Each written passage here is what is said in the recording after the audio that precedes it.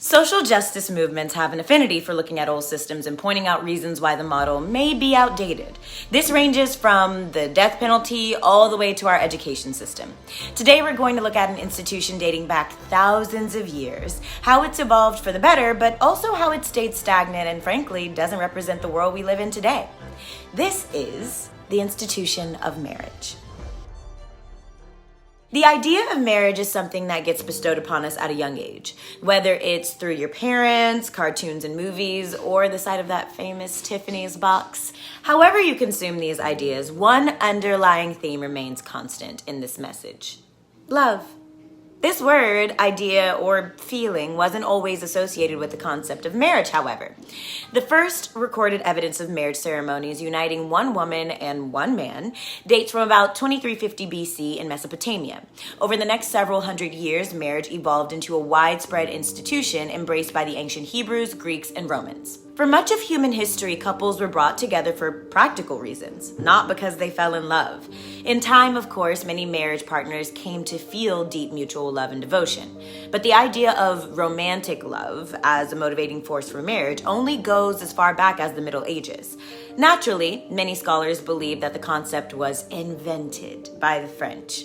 Its model was the knight who felt intense love for someone else's wife, as in the case of Sir Lancelot and King Arthur's wife, Queen Guinevere. So what was the real purpose then? Marriage's primary purpose was to bind women to men, and thus guarantee that a man's children were truly his biological heirs. Through marriage, a woman became a man's property. In the betrothal ceremony of ancient Greece, a father would hand over his daughter with these words: "I pledge my daughter for the purpose of producing legitimate offspring." Romantic, isn't it? Among the ancient Hebrews, men were free to take several wives. Married Greeks and Romans were free to satisfy their sexual urges with concubines, prostitutes, and even teenage male lovers, while their wives were required to stay at home and tend the household. But this wasn't considered cheating. The idea of men being fully devoted to their wives didn't come till much later. As the Roman Catholic Church became a powerful institution in Europe, the blessings of a priest became a necessary step for the marriage to be legally recognized.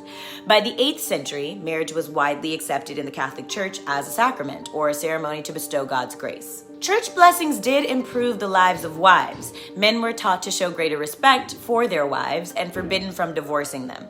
Christian doctrine declared that the twain shall be one flesh, giving husband and wife exclusive access to each other's body. This puts new pressure on men to remain sexually faithful. But the church still held that men were the head of families, with their wives deferring to their wishes.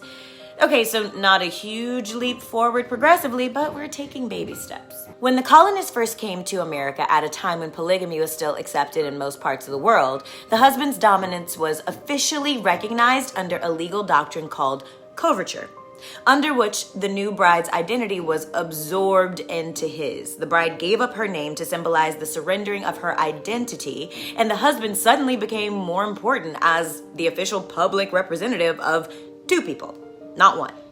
The rules were so strict that any American woman who married a foreigner immediately lost her citizenship.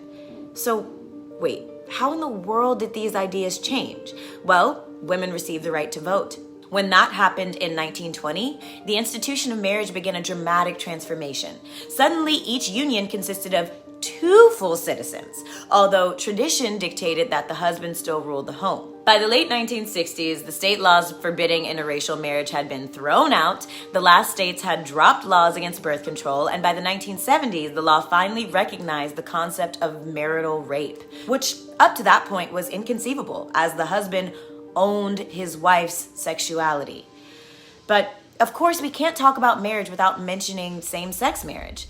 On May 17, 2014, Massachusetts became the first U.S. state and the 6th jurisdiction in the world to legalize same-sex marriage, following the Supreme Court Judicial Court's decision in Goodridge versus the Department of Public Health 6 months earlier. This didn't just have large implications for same-sex couples, but also transgender people as well. The highest court in the land had proclaimed the right to marry to be gender blind. Now, anyone can marry in any of the 50 states, regardless of gender. And also regardless of whether someone's gender is recognized by officials in the state where they live. I mean, many states find ways to make it difficult for these individuals to get married, but As we've said before, that's a video for another day. What you may not know is that same-sex marriage wasn't always outlawed around the globe. The Roman Emperor Nero, who ruled from AD 54 to 68, twice married men in formal wedding ceremonies and forced the imperial court to treat them as his wives. Look, we're not saying all of this to crush your ideas on love. One hopeless romantic to another somewhere out there. I love weddings and marriages and love just as much as you do. But perhaps knowing that the mold that we try to fit marriages into is built on something that might be outdated can give us a healthier foundation to build on. Marriage started and in a lot of ways has always been about the ownership of another person. And in the case of marriage, it is traditionally the husband's ownership of the wife. Even in the Roman times that we just mentioned, one man had to be wife to the other man. These practices continued for centuries, and it has only been in recent years that any stride towards changing these rules have been made. But have they kept up with the times? Our ideas of gender and gender identity have changed drastically in recent years, and with an institution that was built on the idea of a traditional gender construct, maybe it has become outdated. Statistics could definitely back this up, with over 50% of people getting divorced in the United States, but one could also argue that the statistic shows a change in how we view marriage. It is clear that wives are not feeling stuck, trapped, or most importantly, owned by their husbands.